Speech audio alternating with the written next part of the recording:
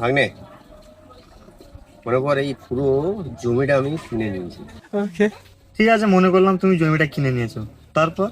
তারপর তুই মনে কর এখানে একটা বড় বিল্ডিং করলাম। অবশ্য বিষয়টা মানার মতো না, তবুও আমি মেনে নিচ্ছি। তারপর বল। বিল্ডিংটা মনে কর একটা ফ্যাক্টরি, জাইয়ার ফ্যাক্টরি। ঠিক আছে, তুমি ফ্যাক্টরিও তৈরি করেছো, আবার ওই ফ্যাক্টরিতে জাঙ্গিয়ার কাজও শুরু হয়ে গেছে। তারপর বলো। সেই জাইয়া বিক্রি করে আমরা দুই মামা ভাগনা কোটি কোটি টাকা ইনকাম করলাম, করে ধরো দেশ বিদেশে ঘুরতে গেলাম, কত না আনন্দ করলাম। মামু, বিরাট একটা আইডিয়া। এবার শুধু জমিটা কিনে নিতে পারলে হয়। মামু, তুমি জমিটা যত তাড়াতাড়ি পারো জমিটা কিনে নাও। ভাগ্নে, কিনবো, মেন সমস্যা হলো আমার কাছে তো টাকা নেই।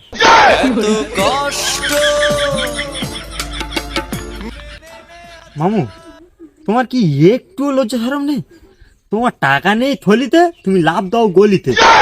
তুমি আবার কি বড় বড় স্বপ্ন দেখো, দেশ বিদেশ ঘুরে বেড়াবো, কত জায়গায় না যাবো। তোমার যতটা স্বপ্ন আছে তুমি স্বপ্নের ভিতরে থাকো, তুমি স্বপ্নের বাইরে যাচ্ছে কেন? মানে বিষয়টা বুঝলাম না, আমরা গরিব বলে কি আমাদের স্বপ্ন দেখা অপরাধ? চল, জীবনে কিছু করতে হলে বড় স্বপ্ন দেখতে হবে। আগে স্বপ্ন দেখো, তারপর সফল হও। চল, আজ একটা বড় দেখে প্ল্যান করি। তোমারও আজে বাজে কথা বাদ দাও। তোমার ওসব প্ল্যান মানে সব চুরির প্ল্যান। তোমারও প্ল্যানে আমিও চুরি বুরি করতে পারবো না। তার থেকে বাদ দাও, দুই মামু ভাগনা মিলে একটা বড় প্ল্যান করি, যাতে অনেক টাকা পয়সা হয় আমাদের।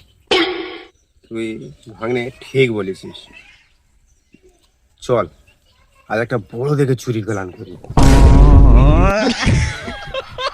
না মানে আমি বিষয়টা বুঝলাম না, চুরি ছাড়া কি তোমার আর অন্য কোনো প্ল্যান নেই? চুরি কি তোমার রক্তের সাথে মিশে গেছে?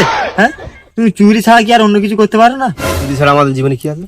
চুরি ছাড়া আমাদের জীবনে কি আছে? ছোটবেলা বিড়ি খাওয়া ধরলাম, তাও বাপের পকেট থেকে বিড়ি চুরি করে খাচ্ছে। আচ্ছা, ওসব বাদ দে, তুই একটা প্ল্যান কর ভাগনা। মামু, বিরাট একটা প্ল্যান করেছি।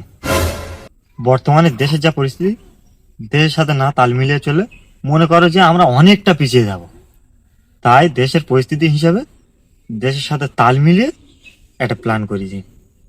এখন ধরো দেশের বর্তমান পরিস্থিতি যেমন চলছে, চাঁদাবাজি। চলো দুই মামা ভাঙনা মিলে চাঁদাবাজি করি। ভাগ্নে, বিরাট প্ল্যান বের করেছিস। চল, আজকের থেকে শুরু করি। মামু, সে নয় চাঁদাবাজি করলাম, কিন্তু আমার একটা দিক থেকে খুব ভয় লাগছে। পুলিশ থেকে ভয় লাগছে? চল, পুলিশ আমি সামলে নেবো। যদি বা পুলিশ এসে যায়, তোর যা শরীরের হিসেবে আমি তোর কাঁধে করে নিয়ে ছুট মার। চলো দেখি, চলো আজকের থেকে চাঁদাবাজি শুরু করো। চলো মামু, ভাই একজন আসছে। চল, বকে ধরি, কত বড় বড় হাত সারি। তোর কাছে যা মাল আছে সব বের কর। আমার মাথাটা এখনো ঠান্ডা আছে। আমার কেরম রাত কি আমার ভাগনাকে জিজ্ঞাসা কর, আমার মাথা গরম হয়ে গেলে। কি আছে তাড়াতাড়ি বের কর, তাড়াতাড়ি বের কর। কি আছে, ঝাপ ঝাপ বের কর, ঝাপ ঝাপ বের কর। তুই আমাকে চিনি না, আমার মাথা গরম হইলে কি করতে পারি তোকে? আমার ভাগনা জিজ্ঞাসা করেনি। তোর কাছে কি আছে? বিস্কুট আছে? বিস্কুটটা দিয়ে দে, বিস্কুট দিয়ে দে।